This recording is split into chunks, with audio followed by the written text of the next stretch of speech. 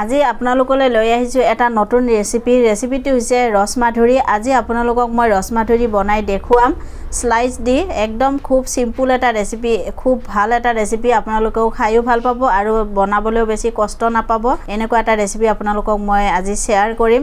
আপোনালোকে মোৰ এই ৰেচিপিটো সম্পূৰ্ণকৈ চাব আৰু চাই যদি ভাল লাগে লগতে এটা সাবস্ক্ৰাইব কৰিব আৰু মোৰ এই ৰেচিপিটো আপোনালোকে সকলোৰে লগত বেছি বেছি শেয়াৰ কৰিব। আহক এতিয়া ৰেচিপিটো দেৰি নকৰি মই ৰেচিপিটো আৰম্ভ কৰোঁ।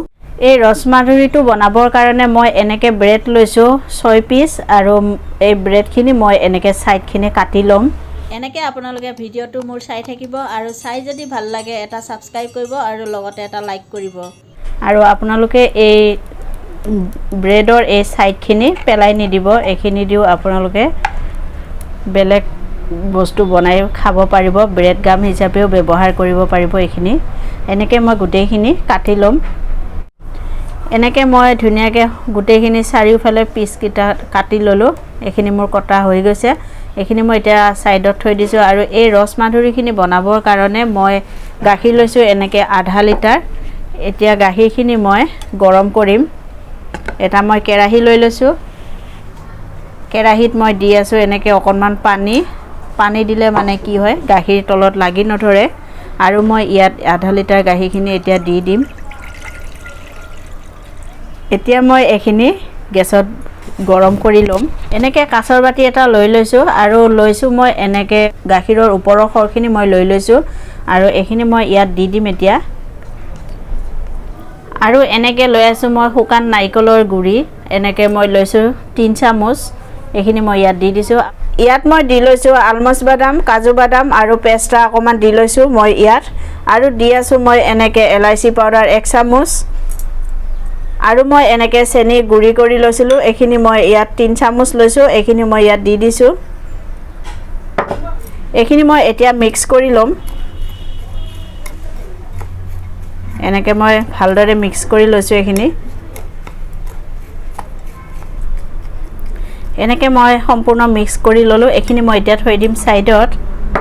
আৰু মই এনেকে লৈ লৈছো গাখীৰ অকমান লৈ লৈছো আৰু মই লম ইয়াত এতিয়া অকণমান কেওৰাৰ জল। এইখিনি মই ধুনীয়াকৈ মিক্স কৰি লৈছো। এইখিনি মই এতিয়া সাইডত থৈ দিম। এতিয়া আগে যে মই এনেকে কাটি লৈছিলো স্লাইসৰ পিস কিটা মই এতিয়া ইয়াত লৈ লম এখন। লৈ মই এতিয়া এনেকে এই সাইডখিনি মই বেলি লম, মাজৰখিনি নেবেলো।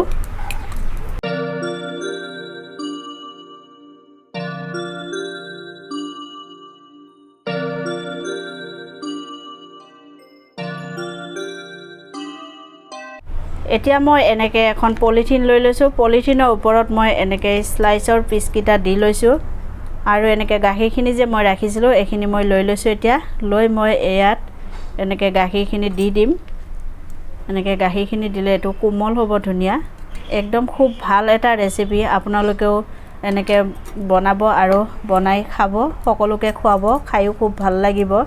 আৰু মই যে আগে এনেকে কৰি লৈ ৰাখিছিলো ড্ৰাই ফ্ৰুটৰ এই বস্তুখিনি, এইখিনি মই এতিয়া ইয়াত দি দিছো। দি মই এতিয়া এনেকে কৰি লম।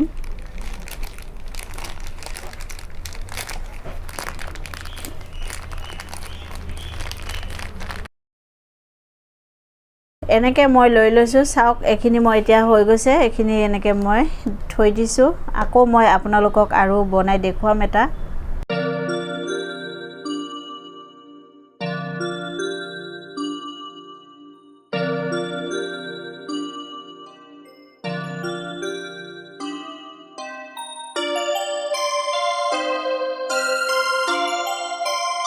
এনেকে মই সম্পূৰ্ণ গোটেইকেইটা কৰি লম।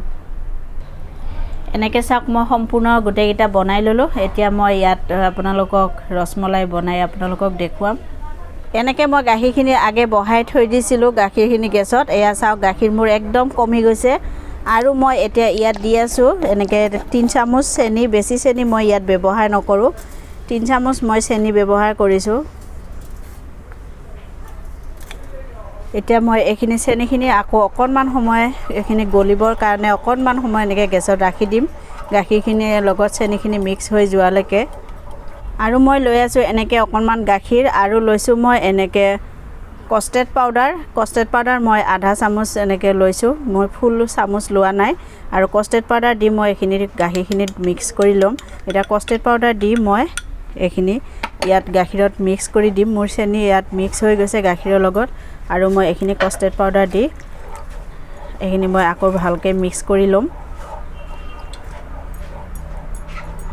এইখিনি মোৰ হৈ গৈছে চাওক আৰু কাষ্টাৰ্ড পাউডাৰ দি মই বেছি সময় এইখিনি উতলাই নাথাকো মোৰ এইখিনি হৈ গৈছে এতিয়া মই এইখিনি বন্ধ কৰি দিম গেছ এনেকৈ মই এতিয়া দি ললো আৰু কৰি লৈছিলোঁ যে এই মালাইখিনি মই এইখিনি ইয়াত দি দিছোঁ গাখীৰৰ এনেকৈ গৰমে এইখিনি মালাইখিনি দি ল'ব লাগিব তেতিয়া মানে এইখিনি ধুনীয়া কোমল হ'ব এনেকৈ মই সম্পূৰ্ণ দি দিম আপোনালোকে এনেকৈ ঘৰত বনাই খাব আৰু খায়ো খুব ভাল লাগে এই মাধুৰীখিনি এনেকৈ মই দি লৈছোঁ আৰু ইয়াৰ ওপৰত দেখিবৰ ধুনীয়া কাৰণে মই দিছোঁ এনেকৈ ৰ'জ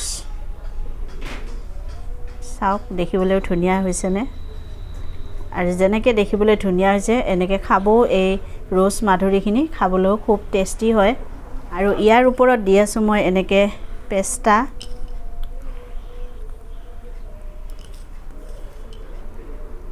আপোনালোকে মোৰ এই ৰেচিপিটো চাই কেনেকুৱা পালে কমেন্ট কৰি জনাব যদি ভাল লাগে কমেন্ট কৰি জনাব আৰু ৰেচিপিটো আপোনালোকে মই যেনেকৈ বনাইছোঁ আপোনালোকে এনেকৈ বনাই খাব আৰু চাব খাই খুব ভাল লাগে আৰু মোৰ এই ৰেচিপিটো চাই যদি আপোনালোকৰ ভাল লাগে মোৰ এই ৰেচিপিটো আপোনালোকে সকলোৰে লগত বেছিকৈ শ্বেয়াৰ কৰিব আৰু লগতে এটা সাবস্ক্ৰাইব কৰিবলৈ নাপাহৰিব আৰু লাইক কৰি দিব আৰু মই নতুন ভিডিঅ' লৈ আপোনালোকৰ ওচৰলৈ আহিম আজিলৈ ধন্যবাদ